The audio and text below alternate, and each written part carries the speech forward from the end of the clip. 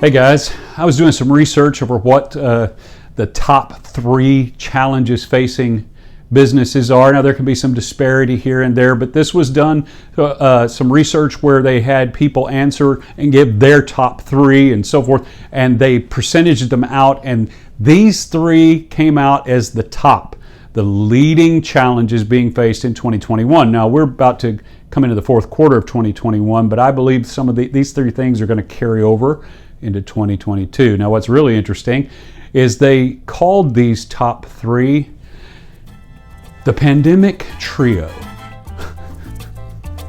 Sounds like a bad cruise band, doesn't it? Yeah, it kind of does. But I think the reason they chose it is that because of the pandemic last year, we have now a heightened awareness of what can happen to us. And these 3 things certainly have escalated since last year. So what are they? Here's number 1, business interruption. Yes, now that's not new, of course, because as long as there have been businesses, there have been interruptions to business.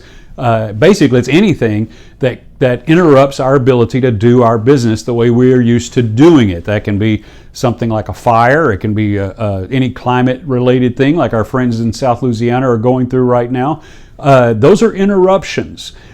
Or they can be interruptions on a large scale like we experienced last year.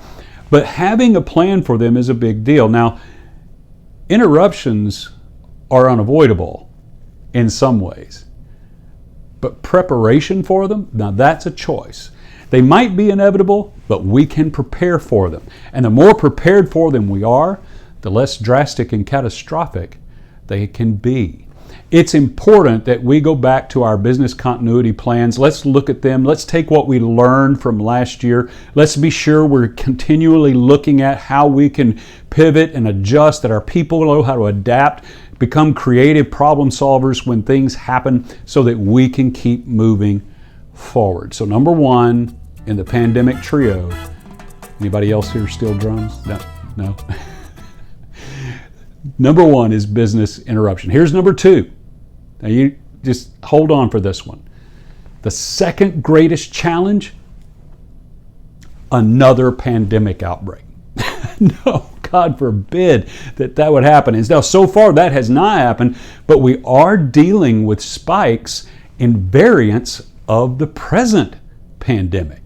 That's right, in different areas across the world and in our own country, different regions of our country are having increase and surge of cases. And because of that, restrictions that had begun being lifted or had been lifted altogether are now either being added back or being considered being added back. And how we do business is going to be affected. And we need to do more than just react. We need to be able to respond. And the only way to respond in a responsible way is to think about it now and have very clear direction that if this occurs, this is how we will respond. And that way we can do what is in the best interest of our own organization, and we can make decisions that properly reflect who we are as an organization or company, as well as represent our people's best interests, our clients and our customers' best interests.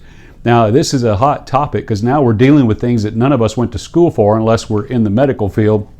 And we're having to make decisions and policies about things we probably didn't anticipate. Vaccines, masks, PPE, all kinds of things related to whether we are going to mandate masks and mandate vaccinations. What are we going to do? Are we going to make people show us their documentation? What are we doing? We need to think it through and be sure the decisions that we make are in the best interest of our own company and organization, our people, our customers, and our clients.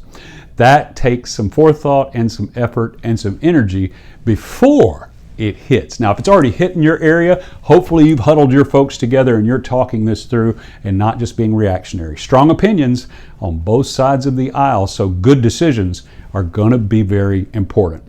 Now, here comes the third, thus the word trio in the old pandemic trio. The third greatest challenge, cyber incidents.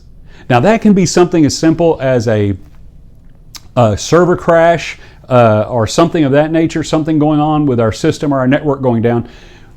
But the increase that we're seeing of cyber incidents are actually breaches. They are data breaches, they are ransomware. These are things that infiltrate our systems and our networks, and they affect our ability to do what we're there to do. So these things are on the rise. Now, most companies have done a pretty good job with the first component of a good, strong cybersecurity platform. And that's the technology side. We want to be sure we have the right hardware and software. It's working behind the scene, and it's blocking and taking care of a lot of things that we don't even know it's doing. And most companies have done that. The second is having updated and up-to-date policies and procedures that are addressing what the current threats are. It's an ever-moving target out there, an ever-moving landscape. So we have to continually look at our policies and procedures to be sure that they are addressing the threats that we are facing.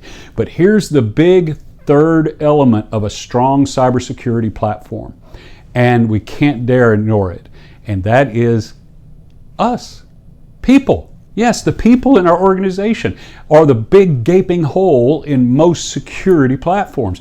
And what I mean by that is, why would I bother to try to break into your network or system if I can just get someone to open the door and let me in? That's right. That cute cat in that video, I couldn't resist. I had to click. You know what I'm talking about. We need to be sure that we have our people trained and have a heightened awareness of their importance in the role of our cybersecurity, because these incidents are going up. Now, this is not just a big company problem. I have a friend of a small company here in Texas.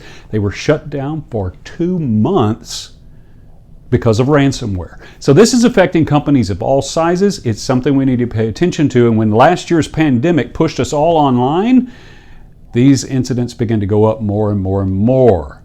Anybody have a Zoom call interrupted by some hacker telling terrible stories? Well, see, this is why we became more aware of it. These are things we now have to pay attention to. Yes. Now we've learned some lessons. Let's put them into practice. Oh, the pandemic trio. Not going to get used to that. But the top 3 things that we're facing as leaders, it's important that we face those. What are they again? Business interruption. Make sure your business continuity plan is up to date and that you found ways to test it to be sure that it can withstand the next interruption, that your people are ready for it as well. Number 2, God forbid, another pandemic outbreak, but we know we do face variants and spikes in cases, so we want to have good, clear policies that have been thought through and represent our best interests as a company and those of our people, clients, and customers, so that we can respond rather than react. And number 3, cyber incidents. These things are on the uptick. They're happening everywhere. Let's be sure that our people understand the importance of their role in our cyber security. Well, those things sound a little frightening, and they kind of are. But as my brother, who works in the cybersecurity industry, says often, that he chooses to live informed rather than in fear. And that's good advice if you're a leader facing these challenges, and we all are.